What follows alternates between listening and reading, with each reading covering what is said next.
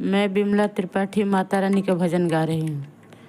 मैं दर्शन के ठाढ़ी मैया खोली केवाड़ी, मैं दर्शन के ठाढ़ी मैया खोली केवाड़ी।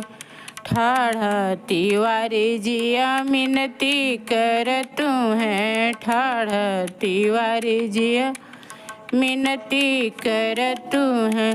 पान बतासा हाथ मैया खोली केवाड़ी, मैं दर्शन के ठाढ़ी मैया खोली केवाड़ी।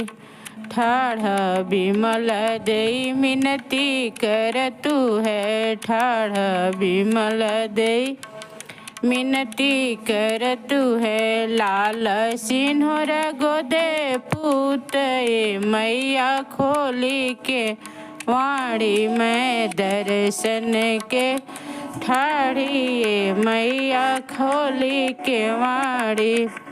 ठाढ़ सब बाबू लोग मिनती कर तू है, ठाढ़ सब बाबू लोग मिनती कर तू है।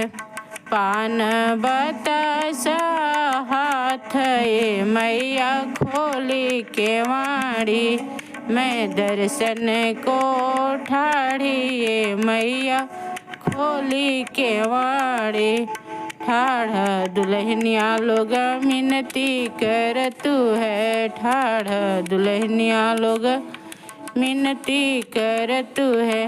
लाल सिंहर गोदे पूत मैया खोली केवाड़ी, मैं दर्शन को ठाढ़ी मैया खोली केवाड़ी।